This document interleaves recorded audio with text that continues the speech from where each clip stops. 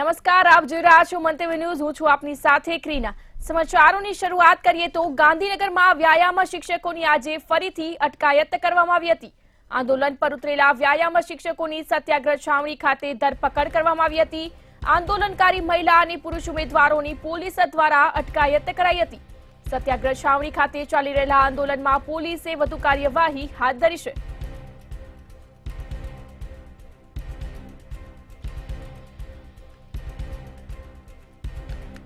સત્યાગ્રહ છાવણી ખાતે આંદોલનકારીઓની ધરપકડ કરવામાં આવી।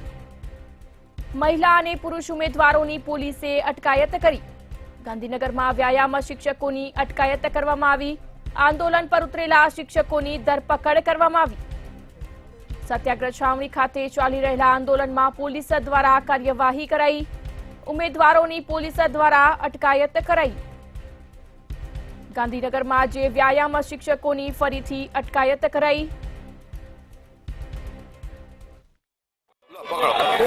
છેલ્લા 15 દિવસથી વ્યાયામ શિક્ષકોએ ગાંધીનગરની અંદર ધરણા શરૂ કર્યા છે। તાજેતરમાં જ સચિવાલય કૂચ કરતા વ્યાયામ શિક્ષકોની પોલીસે અટકાયત કરી હતી। એટલું જ નહીં, બળ પ્રયોગ કરી ઘર્ષણ સાથે ટીંગાટોળી કરીને તમામ વ્યાયામ શિક્ષકોને પોલીસે ધરપકડ કરી હતી। ત્યારબાદ આજે ફરીથી છાવણી ખાતે પણ આવા દ્રશ્યો ફરીથી પુનરાવર્તન થયું હતું। સત્યાગ્રહ છાવણી ખાતે છેલ્લા કેટલાક દિવસથી જે ધરણા ચાલી રહ્યા છે તેના અનુસંધાનમાં પોલીસે આજે તમામ વ્યાયામ શિક્ષકોની ફરીથી અટકાયત કરી હતી। જોકે આની અંદર પણ વ્યાયામ શિક્ષકો અને પોલીસ સાથે ઘર્ષણના બનાવ બન્યા હતા। જોકે પોલીસે પણ કુનેહપૂર્વક યુક્તિપૂર્વક ચુસ્ત પોલીસ બંદોબસ્ત વચ્ચે સૌને ત્યાં સત્યાગ્રહ છાવણીથી ઉઠાડી મૂક્યા હતા અને ટીંગાટોળી કરીને હેડક્વાર્ટર લઈ જવામાં આવ્યા હતા। છેલ્લા 15 દિવસથી ચાલી રહેલા આ આંદોલનનો અંત હવે ક્યારે આવશે તે યક્ષ પ્રશ્ન છે। પરંતુ વ્યાયામ શિક્ષકોની આ ધરણા કરવાની જે 15 દિવસથી કાર્યવાહી ચાલી રહી છે તે બાબતે રાજ્ય સરકાર શું કરશે તે સમજાતું નથી। પરંતુ શિક્ષકો અને રાજ્ય સરકાર વચ્ચે પડેલી આ મડાગાંઠ જલ્દી ઉકેલાય તેવી વ્યાયામ વીરોની માંગણી છે।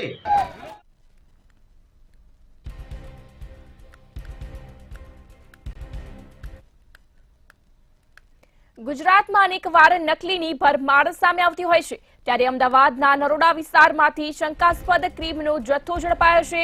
1000 કિલોથી વધુ ક્રીમનો જથ્થો જપ્ત કરવામાં આવ્યો છે। શંકાસ્પદ જથ્થો જણાતા આરોગ્ય વિભાગે તપાસ હાથ ધરી છે। ક્રીમમાંથી ઘી બનાવતા એકમમાં આરોગ્ય વિભાગ દ્વારા દરોડા પાડવામાં આવ્યા હતા। દરોડા પાડી આ શંકાસ્પદ ક્રીમનો જથ્થો જપ્ત કરવામાં આવ્યો। આરોગ્ય વિભાગે અંદાજે 1000 કિલો ક્રીમનો જથ્થો ઝડપ્યો। આરોગ્ય વિભાગ દ્વારા શંકાસ્પદ ક્રીમમાં દરોડા પાડવામાં આવ્યા, જ્યાં જથ્થો સીઝ કરી એકમ સામે કડક પગલાં લેવાય તેવી શક્યતા। એમસીની હેલ્થ વિભાગની ટીમ દ્વારા દરોડા પાડવામાં આવ્યા। નરોડા વિસ્તારમાં શંકાસ્પદ ઘીનો જથ્થો ઝડપાયો। ઘી બનાવતા એકમમાં આરોગ્ય વિભાગ દ્વારા દરોડા પાડવામાં આવ્યા। આરોગ્ય વિભાગે 1000 કિલો ક્રીમનો જથ્થો ઝડપ્યો। જથ્થો સીઝ કરી કડક પગલાં લેવાય તેવી શક્યતા। ક્રીમમાંથી ઘી બનાવતા એકમમાં આરોગ્ય વિભાગ દ્વારા દરોડા પાડવામાં આવ્યા હતા। નરોડા વિસ્તારમાં શંકાસ્પદ ઘીનો જથ્થો ઝડપાયો। ઘી બનાવતા એકમમાં આરોગ્ય વિભાગ દ્વારા દરોડા પાડવામાં આવ્યા। આરોગ્ય વિભાગે અંદાજે 1000 કિલો ક્રીમનો જથ્થો ઝડપ્યો। જી બિલકુલથી જો વાત કરવામાં આવે તો નરોડા વિસ્તારની અંદર આવેલા શ્રીનાથ એસ્ટેટની અંદર અમદાવાદ મ્યુનિસિપલ કોર્પોરેશન અને પોલીસ દ્વારા જે રેડ છે તે રેડ કરવામાં આવી હતી। જો વાત કરવામાં આવે તો જે પ્રમાણે ક્રીમ અને જે દૂધનો જે પાવડર છે તે પાવડર મિલાવીને જે પ્રમાણે જે ક્રીમ છે તે ક્રીમ બનાવવામાં આવતું હતું કે જેનો ઉપયોગ નકલી ઘી બનાવવા માટે થતો હતો તેવું સ્પષ્ટપણે લાગી રહ્યું છે। લગભગ જો વાત કરવામાં આવે તો 1100 કિલો જેટલું જે ક્રીમ છે તે ક્રીમ અને જે મિલ્ક પાવડર છે તે milk powder Ahmedabad municipal corporation દ્વારા જપ્ત કરવામાં આવે છે। સમગ્ર મામલે જો વાત કરવામાં આવે તો અમદાવાદ મ્યુનિસિપલ કોર્પોરેશનના અધિકારીઓ અને પોલીસ દ્વારા જે પ્રમાણે જે શ્રીનાથ એસ્ટેટની અંદર આવેલા જે એકમમાં છે તે દરોડો પાડવામાં આવ્યો હતો, જેમાં જે સેમ્પલ છે તે સેમ્પલ હાલમાં તો લેવામાં આવ્યા છે અને 1100 કિલો જેટલું જે ક્રીમ છે અને જે મિલ્ક પાવડર છે તે કોર્પોરેશન દ્વારા સીલ છે તે સીલ કરવામાં આવ્યું છે। પરંતુ છેલ્લા કેટલા સમયથી આ વ્યક્તિ છે તે વ્યક્તિ પોતાના ત્યાં આવું ક્રીમ બનાવતો હતો અને કોને કોને સપ્લાય કરતો હતો તેને લઈને પણ હાલમાં જે તપાસ છે તે તપાસ કરવામાં આવી રહી છે. જે ક્રીમ અને જે મિલ્ક પાવડર છે તે મિલ્ક પાવડર બંનેને મિલાવીને એક અલગ પ્રકારનું જે ક્રીમ છે તે ક્રીમ બનાવવામાં આવતું હતું, જેનો ઉપયોગ નકલી ઘી બનાવવામાં થતો હોય તેવું કોર્પોરેશનના અધિકારી દ્વારા જણાવવામાં આવ્યું છે. હાલમાં તો જો વાત કરવામાં આવે તો કોર્પોરેશન દ્વારા જે એકમ છે તે એકમને હાલમાં સીલ કરવામાં આવ્યું છે અને પોલીસ દ્વારા જે કાયદેસરની કાર્યવાહી છે તે કાર્યવાહી કરવામાં આવી રહી છે. પરંતુ લોકોએ પણ જાગૃત થવાની જરૂર છે કે જે પ્રમાણે બજારમાં જે સસ્તું ઘી અને જે ક્રીમ બને છે તે ક્યાંક ને ક્યાંક લોકોના સ્વાસ્થ્ય માટે હાનિકારક હોઈ શકે છે. એટલે લોકોએ પણ ક્યાંક ને ક્યાંક જે શુદ્ધ અને જે માર્કાવાળું ઘી હોય છે તે જ લેવાનો આગ્રહ છે તે આગ્રહ રાખવો, જેથી કરીને તેમના સ્વાસ્થ્ય ઉપર કોઈ પણ પ્રકારની અસર ના પડે.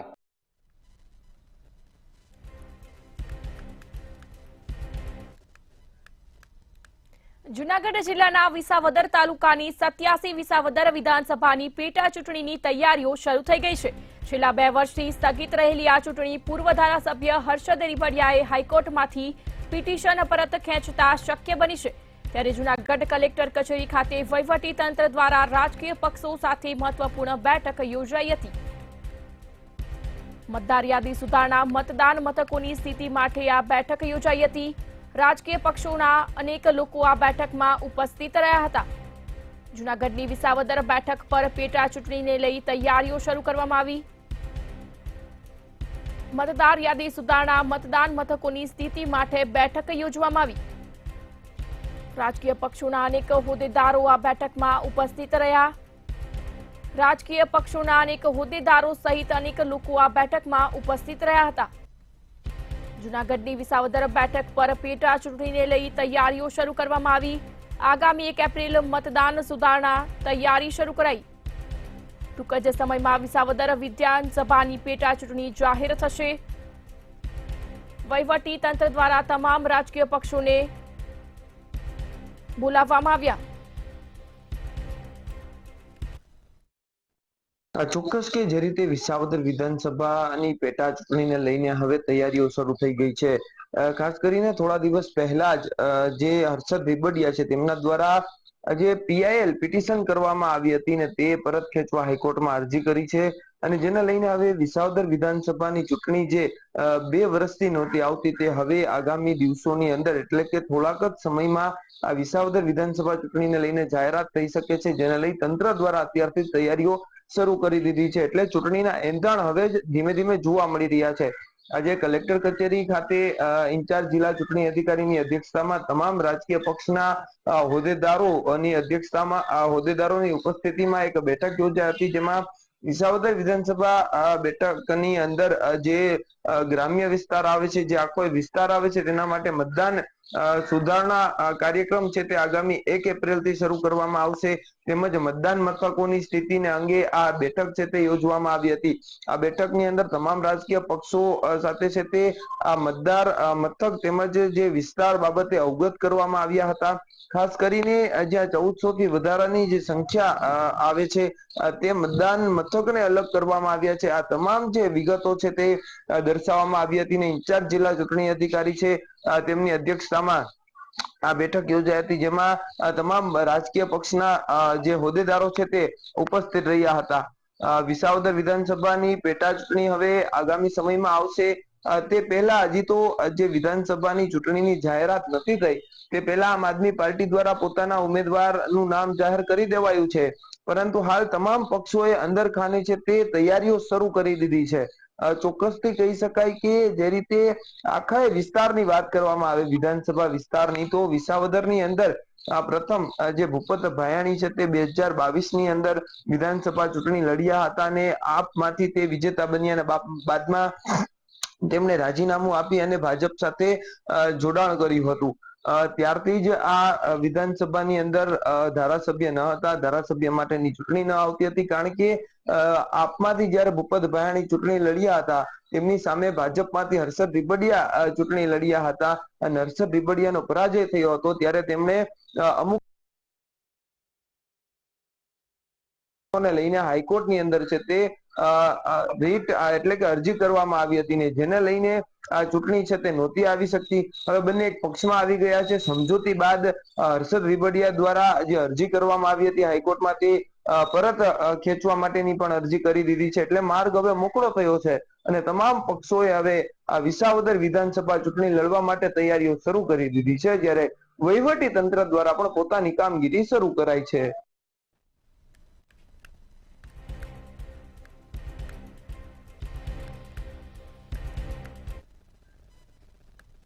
વડોદરા વિશ્વામિત્રી નદીને પહોળી અને ઊંડી કરવાની કામગીરી ચાલે છે, ત્યારે વિશ્વામિત્રી પ્રોજેક્ટમાં મેયર પોતાનો વિસ્તાર ભૂલ્યા હોવાનું સામે આવ્યું. કામગીરીનું નિરીક્ષણ કરતા રાજીવનગર કાંસની અવગણના કરાઈ હોવાનું સામે આવ્યું છે. પ્રોજેક્ટમાં જશ ખાટવા જતા મેયર ખુદ પોતાનો જ વિસ્તાર ભૂલ્યા છે, ત્યારે આ વચ્ચે કાંસને કેમ સાંકડી કરી રહ્યા છે તે અંગે પ્રશ્ન સામે મેયરનું મૌન જોવા મળ્યું. રાજીવનગર આસપાસ આવેલી સોસાયટીઓમાંથી પાણી પણ ભરાય છે. કામગીરીનું નિરીક્ષણ કરતા રાજીવનગર કાંસની અવગણના કરવામાં આવી.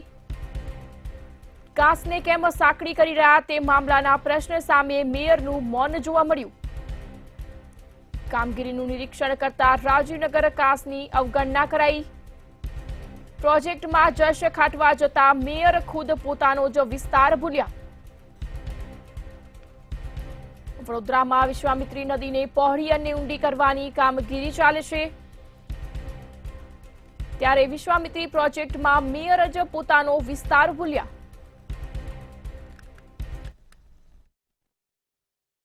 સંસ્કારી નગરી વડોદરામાં ગત ચોમાસામાં માનવ સર્જિત 3 વખત પૂર આવ્યું અને સંસ્કારી નગરજનોને હજારો કરોડો રૂપિયાનું નુકસાન પહોંચ્યું.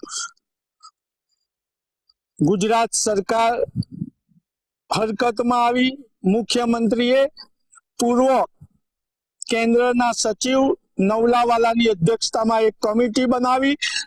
નવલાવાલાની અધ્યક્ષતામાં જે કમિટી બની હતી એમને વડોદરા શહેરમાં વિસ્તારનું નિરીક્ષણ કર્યું અને એક રિપોર્ટ તૈયાર કર્યો. આ રિપોર્ટ તૈયાર કર્યો ત્યારે વડોદરાના મેયર નો સેન્સ પણ લેવામાં નહોતો આવ્યો, પરંતુ નવલાવાલાએ જે રિપોર્ટ આપ્યો એના ઉપર વડોદરા મહાનગરપાલિકાએ ટેન્ડર પ્રક્રિયા કરી અને હવે વડોદરા શહેરને પૂરથી બચાવવા માટે કમિશનરની ટીમ વિશ્વામિત્રીને ઊંડી અને પહોળી અને રિપોર્ટ અનુસાર કામગીરી કરી રહી છે. ત્યારે વડોદરા મહાનગરપાલિકાના મેયર વિવાદમાં આવ્યા છે. વિવાદ છે કે વડોદરા મહાનગરપાલિકાના મેયર જે એમનો પૂર્વ વિસ્તાર પૂરથી મુખ્ય પ્રભાવિત હતો અને એમાં ખાસ કરીને મેયરનો વોર્ડ જ્યાં આગળ પ્રધાનમંત્રીએ ટાટા એર પ્રોજેક્ટનું લોકાર્પણ કર્યું છે એ વિસ્તાર પાણીમાં ગરકાવ થઈ ગયો હતો અને મેયરને પોતાને ઘરે જવા માટે તકલીફ પડી રહી હતી. ત્યારે આજે વડોદરાના મેયર અન્ય વિસ્તારોમાં વિશ્વામિત્રી પ્રોજેક્ટની કામગીરીનું નિરીક્ષણ સિક્યુરિટી અને પોલીસના રક્ષણ હેઠળ કરી રહ્યા છે, પરંતુ પોતાના વિસ્તાર તરફ ધ્યાન નથી આપી રહ્યા. અને શહેરમાં ચર્ચા તો એ પણ છે કે વિશ્વામિત્રી પ્રોજેક્ટમાં મોટી ખાયકી થયો છે તેવો આક્ષેપ છે અને આક્ષેપ અનુસાર મેયરને તેમના વિશ્વાસુએ ભાગ નથી આપ્યો, એટલે મેયરનો પરિવાર અકળાયો છે. ભાગ માટે જ હવે મેયર વિશ્વામિત્રી પ્રોજેક્ટની કામગીરીનું નિરીક્ષણ કરવા નીકળ્યા છે તેવું વડોદરા મહાનગરપાલિકામાં ચર્ચા છે. મંતવ્ય ન્યૂઝ આની પુષ્ટિ નથી કરતી, પરંતુ મંતવ્ય ન્યૂઝ એટલું સ્પષ્ટ કહી રહ્યું છે કે પ્રધાનમંત્રી નરેન્દ્ર મોદી ના નામ પર જીતેલા પિંકી સોની નું જે ઉદાસીન વલણ છે પોતાના વોર્ડ પ્રત્યે, એના કારણે પ્રધાનમંત્રીનું સ્વપ્ન સમૂહ ટાટા એર પ્રોજેક્ટ પાણીમાં ગરકાવ થઈ જાય તેવી સંભાવના છે.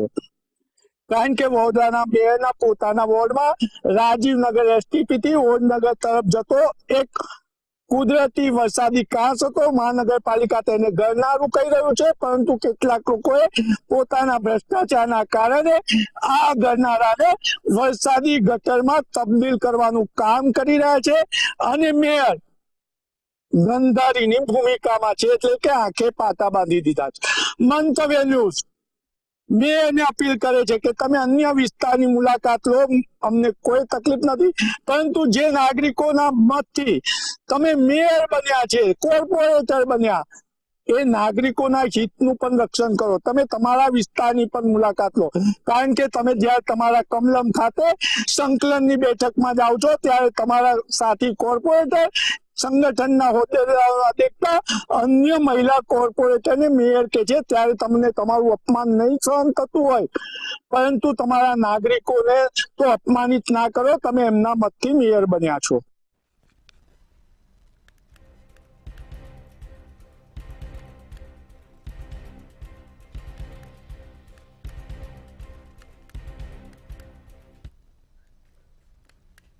ભાવનગરમાં ખાડાનો ખેલ એ કોઈ નવી વાત નથી, પરંતુ છેલ્લા 1.5 માસ જેવા ટૂંકા ગાળામાં શહેરના અનેક વિસ્તારોમાં વિકાસ કે વિકાસલક્ષી કાર્યોના નામે નવા નક્કોર રોડ રસ્તાઓ ખોદીને તહેસ નહેસ કરી નાખતા શહેરીજનોમાં ભારે રોષ ફેલાયો છે.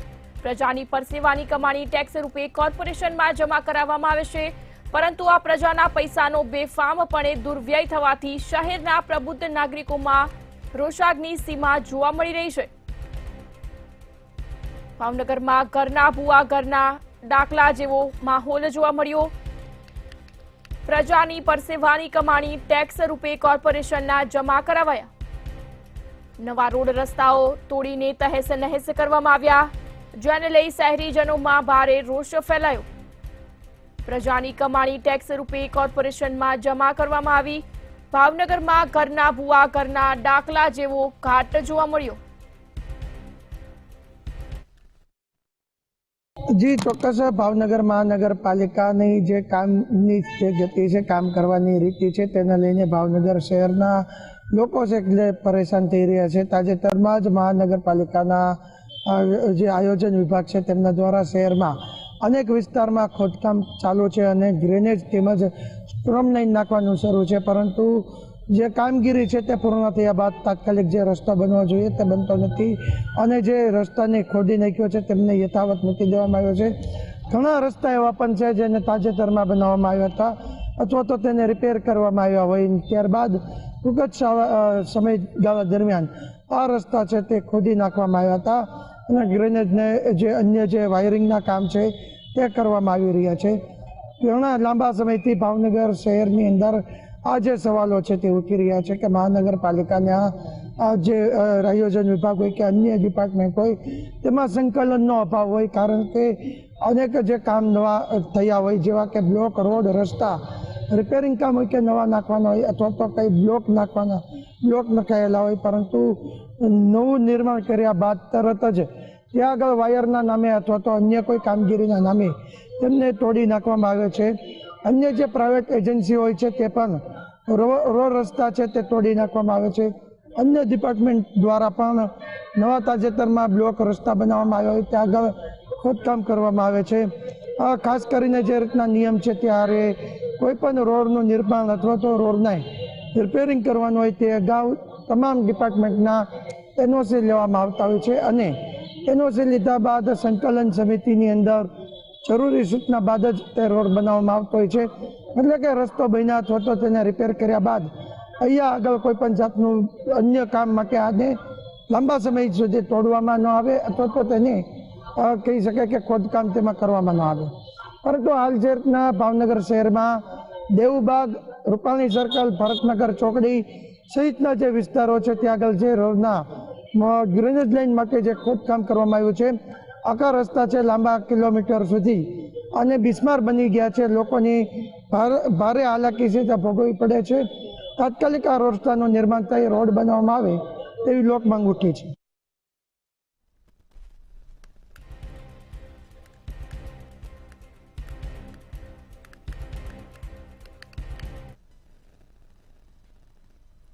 મહેસાણાના ઊંચા વિસ્તારમાં રિક્ષા સવાર ટોળકીનો આતંક સામે આવ્યો છે.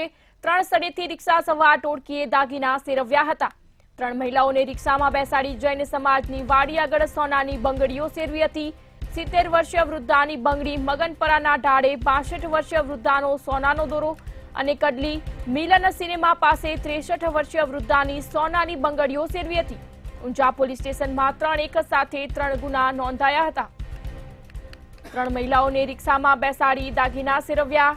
ઊંઝા વિસ્તારમાં રિક્ષા સવાર ટોળકીનો આતંક સામે આવ્યો. 3 સ્થળેથી રિક્ષા સવાર દ્વારા ચોરી કરવામાં આવી. 3 મહિલાઓને રિક્ષામાં બેસાડી દાગીના સેરવ્યા. 3 અલગ અલગ ઘટનાઓમાં 3 ગુના નોંધવામાં આવ્યા. ઊંઝા પોલીસ સ્ટેશનમાં એક સાથે 3 ગુના નોંધાયા. ઊંઝા વિસ્તારમાં રિક્ષા સવાર ટોળકીનો આતંક સામે આવ્યો. મહેસાણાના ઊંઝામાં આ સવાર ટોળકીનો આતંક સામે આવ્યો. 3 સ્થળેથી રિક્ષામાં બેસાડી દાગીના સેરવવામાં આવ્યા. 3 અલગ અલગ ઘટનાઓમાં 3 ગુના પણ નોંધવામાં આવ્યા. ઊંઝા પોલીસ સ્ટેશનમાં એક સાથે 3 ગુના નોંધાયા. 3 મહિલાઓને રિક્ષામાં બેસાડી દાગીના સેરવ્યા. ઊંઝા વિસ્તારમાં રિક્ષા સવાર ટોળકીનો આતંક સામે આવ્યો. 3 સ્થળેથી રિક્ષા સવાર ટોળકીએ દાગીના સેરવ્યા. 3 મહિલાઓને રિક્ષામાં બેસાડી દાગીના સેરવ્યા.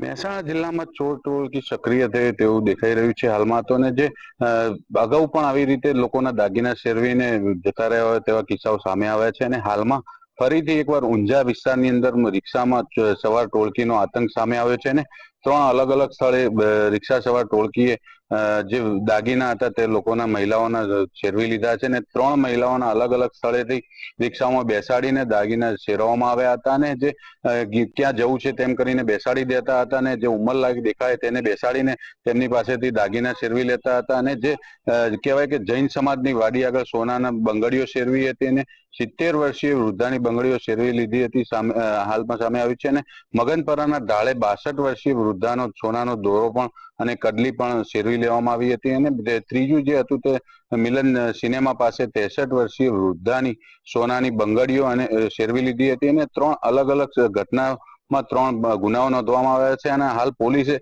સીસીટીવીના સર્વેલન્સ હેઠળ હાલ ઊંઝા પોલીસ સ્ટેશને વધુ તપાસ હાથ ધરી છે. અને ઊંઝા પોલીસ સ્ટેશનમાં એક સાથે 3 ગુના નોંધી પોલીસે વધુ આગળની કાર્યવાહી હાથ ધરી છે. જી.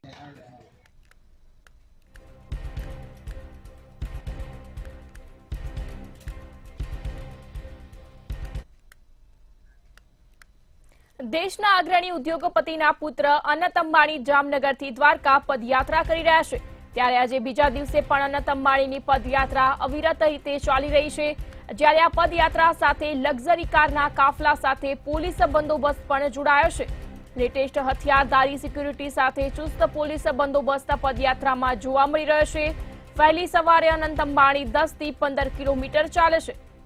આ પદયાત્રામાં લક્ઝરી કારના કાફલા સાથે પોલીસ બંદોબસ્ત જોડાયો. જામનગરથી પદયાત્રા કરી દ્વારકા અનંત અંબાણી જઈ રહ્યા છે. બીજા દિવસે પણ અનંત અંબાણીની પદયાત્રા અવિરત ચાલુ. પદયાત્રામાં લક્ઝરી કારના કાફલા સાથે પોલીસ બંદોબસ્ત જોડાયો. હથિયારધારી સિક્યુરિટી સાથે પદયાત્રામાં બંદોબસ્ત જોવા મળ્યો.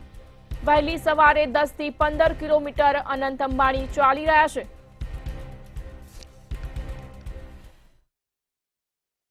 જી ચોક્કસ વાત કરું જામનગરના જે અગ્રણી ઉદ્યોગપતિ છે અને દેશના જે અગ્રણી ઉદ્યોગપતિ કહી શકાય કે રિલાયન્સ ઇન્ડસ્ટ્રીઝના જે માલિક છે મુકેશ અંબાણી, તેમના જે નાના પુત્ર છે અનંત અંબાણી, તે હાલીને જે દ્વારકા મંદિર ખાતે જઈ રહ્યા છે. તો આગામી સમયમાં તેમના જન્મદિવસની ઉજવણી પણ દ્વારકા મંદિર ખાતે થશે તેવા જે ઈંધાણ વર્તાઈ રહ્યા છે. અને હાલ જે 2 દિવસ થયા જે અનંત અંબાણી છે તે પોતાના આજે રિલાયન્સ ટાઉનશીપ થી દ્વારકા મંદિર ખાતે જે પદયાત્રા જે શરૂ કરી છે ને હાલ જે રાત્રિના વહેલી સવારના દરમિયાન 10 થી 15 કિલોમીટર રોજ ચાલીને જઈ શકે છે. તે પ્રમાણે 2 દિવસથી આજે હાલીને દ્વારકા મંદિર ખાતે જવાના રવાના થયા છે. અને હાલ જે પ્રકારે તેમના આગામી જે દિવસોમાં જે જન્મદિવસ આવે છે તે જન્મદિવસની ઉજવણી છે તે દ્વારકા મંદિર ખાતે થશે. ને હાલ જે પ્રકારે તેમની અંદર જે સુરક્ષાને લઈને અનેક પ્રશ્ન ઉભા ના થાય તે માટે જે Z+ સિક્યુરિટી સાથેનો કાફલો, જે લક્ઝરી કાર સાથેનો કાફલો દ્વારકા મંદિર ખાતે જવા રવાના થયો છે.